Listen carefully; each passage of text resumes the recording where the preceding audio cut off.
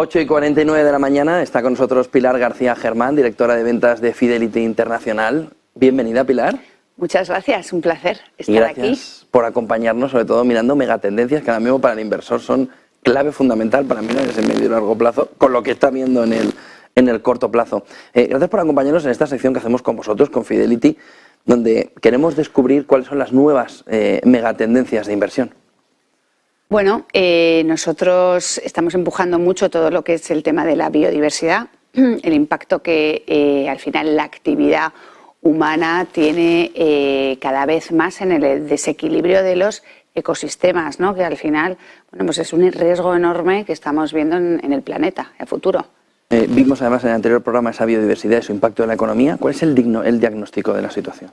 Bueno, el diagnóstico que siempre además ha estado ahí es que en las últimas décadas la tasa de extinción de las especies se ha ido elevando bastante, ¿no? El problema ahora es que la ONU calcula que estamos en tasas de en torno a 100 o 1000 veces más alto de lo que ha sido nunca. Esto es un riesgo muy alto. Tenemos también, pues una lista roja de animales en peligro. Tenemos también, pues cómo afecta a toda la parte de los ecosistemas.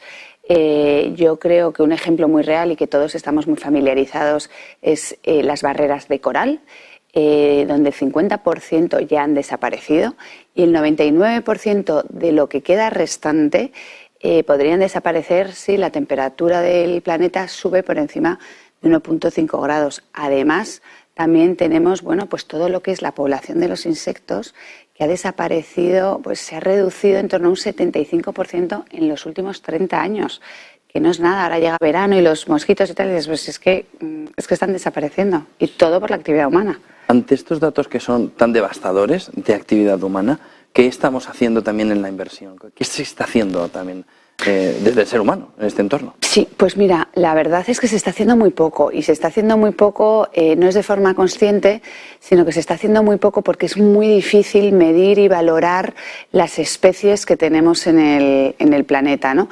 Entonces, debido a esa dificultad, pues no somos conscientes, la sociedad en general, los inversores, los políticos, y habría que hacer un poquito más, pero nos falta ahí todavía más ciencia. Aún así, los organismos públicos están despertando poco a poco. ¿Tenéis esa sensación? Están despertando poco a poco, lo estamos viendo. Veíamos como en la COP26 más de 100 líderes a nivel global se comprometían con la deforestación de cara al año 2030. Tenemos también a la ONU con planes estratégicos en referencia a los bosques también en el año 2030, que parece que está muy lejos, pero está ya aquí al lado. Tenemos también a Europa, Reino Unido, muy comprometidos. Pero aún así, esto es una carrera de fondo y esto es una carrera donde hay mucho que hacer todavía. Uno de los problemas que se empieza a ver, y al igual que en otras áreas, es la medición. ¿Cómo medimos todas estas variables de la biodiversidad? Porque no es nada sencillo. No es nada sencillo, como te decía, es una de las principales dificultades. Entonces, al no saber exactamente cómo medir toda la biodiversidad, no se puede tampoco valorar. Y esto nos pasa también con los ecosistemas, que se está bajando mucho la tasa, la pérdida está siendo muy alta, pero no tenemos, como quien dice, la forma actualmente de valorarlo y de medirlo, con lo cual también es muy difícil ver el impacto de lo que está cayendo. Bueno, vamos a medirlo. Lo que sí parece claro es que hay un capital natural, ¿no? Que no sabemos medirlo, pero que sabemos que está ahí, y que es un valor además rico, preciado, y que hasta ahora ha sido muy ignorado por muchas economías, ¿no? Efectivamente, es una parte fundamental de todo esto. Lo que pasa es que debido a la dificultad de lo que hablaba antes, de medirlo, de valorarlo, pues no hay una clara relación con el crecimiento del Producto Interior Bruto.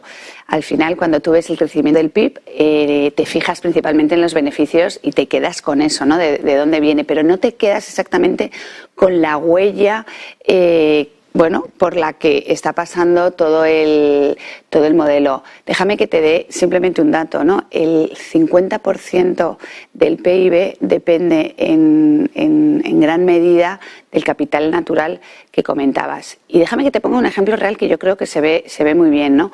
Una empresa como es TSMC, que es una empresa de hardware, hubo pues un momento en un entorno de sequía en Taiwán, fíjate, o sea que dices, pero que tendrá que ver una cosa con otra, ¿no? En un entorno de sequía en Taiwán, pues lo empezaron a pasar mal la empresa de hardware. ¿Por qué? Porque al final, pues se necesita el agua para la producción de semiconductores y entonces ahí se rompió un poco la cadena de valor de la empresa. Como esta, muchas que van a venir y muchas que ya lo están pasando mal, precisamente por el capital natural.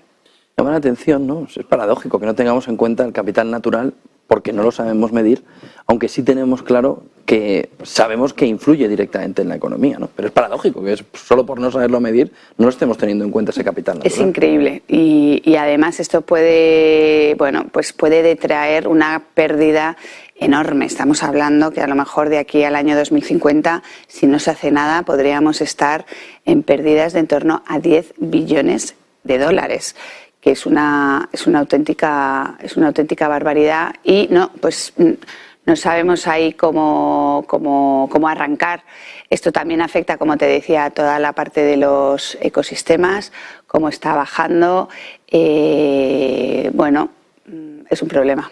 Bueno, eso está también llevando, ¿no?, a que haya cada vez una mayor regulación, ¿no? Oye, no contaminar océanos, es decir, hay una mayor regulación con multas, con cada vez hay más y lo estamos viendo un poco, pues con esas multas, ¿no?, de si manchas los océanos, los mares, las playas, incluso en el día a día en nuestras casas ya se está empezando a regular también el ordenar las basuras, sacarlas a los contenedores, si no lo haces bien te multan, pero queda muchísima regulación, queda mucho trabajo por hacer porque estamos un poco empezando. Yo creo que también se está formando a la sociedad, lo ves en los colegios, a los niños, cómo les inculcan, pero queda muchísimo trabajo. Como te decía al principio, esto es una carrera de fondo que queda mucho recorrido, desgraciadamente. He puesto un ejemplo claro, el de TSMC en Taiwán, ¿no?, con el tema del agua. Y quizá con el agua estamos un pelín más concienciados, ¿no?, con todo el entorno de la escasez. Pero yo creo que a través de ejemplos entiende mejor el inversor de qué estamos hablando y sobre todo cuál es el peligro, el riesgo y la oportunidad. ¿Nos puedes poner más ejemplos como el del agua que nos has comentado con TSMC y cómo influye en esa cadena de producción? Pues en otros ejemplos de la biodiversidad.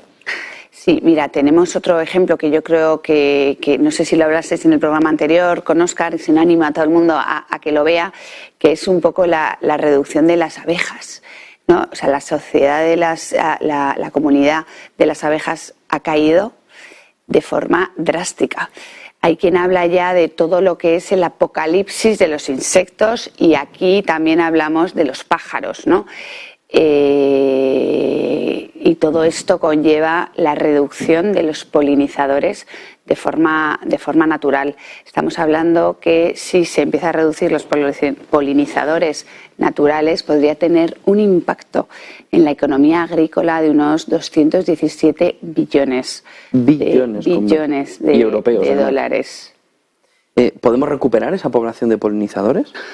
Pues mira, a día de hoy estamos en un entorno que no se recupera porque no sabemos bien cómo hacerlo, pero es verdad que la sociedad se va adaptando a lo que hay. Y fíjate, ahora ya estamos encontrando industrias de alquiler de polinizadores, que dices, ¿pero eso qué es, no? Bueno, pues que se cogen colmenas de abejas que se alquilan para fabricar alimentos, para fabricar verduras, con lo cual dices, oye, pues estamos pasando de una biodiversidad natural que teníamos a una biodiversidad gestionada, o sea que al final, pues te tienes que ir adaptando al cambio. Por no hablar que además esto va a impactar en el precio de los alimentos. Hemos estado durante todo el último año muy preocupados por si salía el cereal de Ucrania, pero vemos que hay factores naturales, no de la guerra de Ucrania, que también afectan esos precios de los alimentos. Pues mira, esto es la oferta de la ley de la demanda que conoces muy bien, ¿no? Si tú tienes, por poner un ejemplo, el mercado de manzanas que lo consigues de forma natural y empiezan a disminuir, pues los precios lógicamente empiezan a subir de forma disparada. Esto va a pasar exactamente igual con la industria, pues la láctea, la cárnica, y tiene muchísimo que ver en lo que hablábamos de los polinizadores, porque al final el alimento que tú le das a los animales está previamente polinizado. Si no tienes polinizadores, pues al final esto es todo la pescadilla que se muerde la cola. ¿Hace efecto dominó con otras especies? Es decir, vemos que este problema en las abejas no queda estanco, se va y hace efecto dominó con otras especies. Antes nos comentabas, por ejemplo, las aves, ¿no? Ahora de pájaros. Pues mira, sí que hace efecto dominó y es una desgracia porque uno de los efectos es todo el calentamiento global. Te voy a poner un ejemplo que te va a gustar, que es el caso de las ballenas. El caso de las ballenas yo creo que es muy visual porque las ballenas a lo largo de su vida son capaces de atrapar hasta 30 toneladas de dióxido de carbono. Cuando se mueren de forma natural, se bajan al océano, o se bajan pues a donde estén y se queda ese dióxido de carbono capturado durante décadas, ¿no?